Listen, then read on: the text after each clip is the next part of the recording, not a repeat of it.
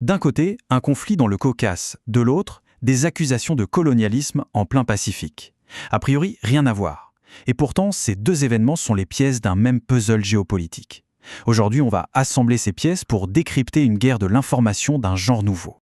Tout part de cette image, assez surprenante, un drapeau de l'Azerbaïdjan qui flotte à 14 000 km de chez lui en Nouvelle-Calédonie. Et non, ce n'est pas un hasard, c'est en fait le symptôme bien visible d'une campagne d'influence mondiale. Alors, comment on en est arrivé là? Pour le savoir, il faut remonter à la source. Pour vraiment piger ce lien, qui paraît improbable, eh bien, il faut qu'on remonte à l'étincelle de départ. Et tout commence bien loin du Pacifique avec un conflit de longue date, celui qui oppose l'Arménie et l'Azerbaïdjan dans le Caucase. Alors, regardez cette chronologie, elle montre bien comment les choses ont escaladé. Après la guerre de 2020, la tension ne fait que monter. Mais le vrai tournant, il a lieu en 2023.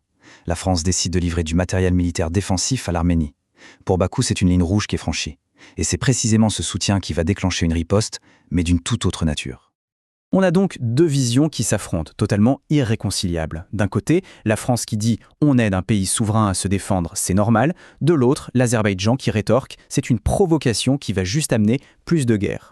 C'est ce dialogue de sourds qui va pousser Bakou à changer complètement de tactique et à déplacer le conflit sur un autre terrain. Et là, la riposte de l'Azerbaïdjan, elle ne va pas être militaire. Non, elle va être informationnelle.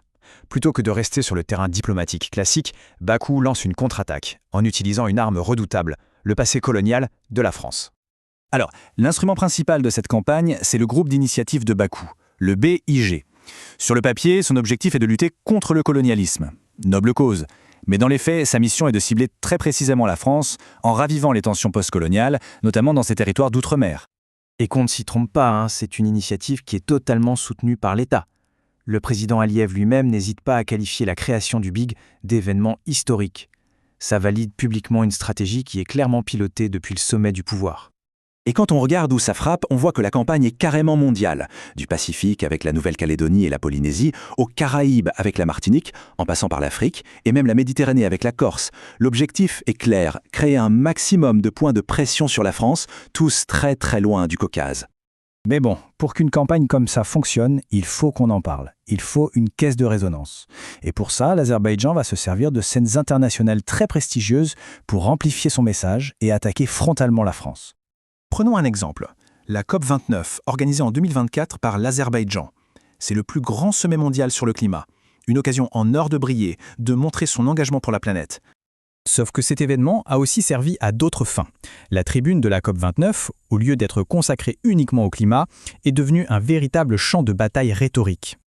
Et là, on assiste à une manœuvre stratégique assez incroyable. Devant les dirigeants du monde entier, le président Aliyev prend la parole, non pas pour parler de climat, mais pour lancer des accusations directes contre la France sur son passé colonial. Le sommet est tout simplement détourné pour servir de plateforme à sa guerre de l'information. Et attention, la COP29 n'est pas juste un coup d'éclat, c'est une stratégie de fond. Pendant sa présidence du mouvement des non-alignés, Bakou a utilisé cette position pour bloquer systématiquement ses adversaires à l'ONU et en parallèle pousser ses propres narratifs, notamment ceux dirigés contre la France. Alors, ces stratégies, cette façon d'instrumentaliser l'histoire, de détourner des tribunes internationales, ça vous dit quelque chose ? Eh bien, ce n'est pas un hasard. Les analystes soulignent des similitudes vraiment frappantes avec les méthodes d'un autre grand acteur de la scène mondiale. Regardez ce tableau, c'est assez bluffant. Qu'on parle des difficultés de la France en Afrique, de l'ingérence occidentale ou du rôle de l'Arménie, le discours de Bakou et celui de Moscou sont quasiment des copier-coller. On a l'impression de lire un manuel d'opération partagé avec un objectif commun, affaiblir l'influence française. Et si on veut une preuve encore plus concrète, la voici. En mars 2024, une responsable russe formule cet argument. Quelques mois plus tard, le président Aliyev le répète quasiment mot pour mot. Cette synchronisation des messages, elle est loin d'être anodine et suggère au minimum une convergence stratégique. Bon, après avoir vu tout ça, la question qu'on se pose, c'est pourquoi ? Quel est le but final de toute cette opération complexe de guerre de l'information ? Qu'est-ce que l'Azerbaïdjan cherche vraiment à obtenir ? En fait, les objectifs de Bakou sont multiples.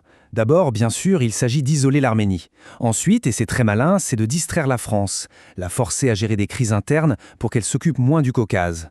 Mais l'enjeu, au fond, il est bien plus large. Il s'agit de se positionner comme une nouvelle puissance qui compte, un leader du Sud global, et de contester l'ordre établi en sapant l'influence de la France. Et évidemment, une campagne de cette ampleur, ça ne passe pas inaperçu. La preuve, c'est cette résolution du Parlement européen qui condamne noir sur blanc les opérations de désinformation de l'Azerbaïdjan et son soutien à des groupes irrédentistes.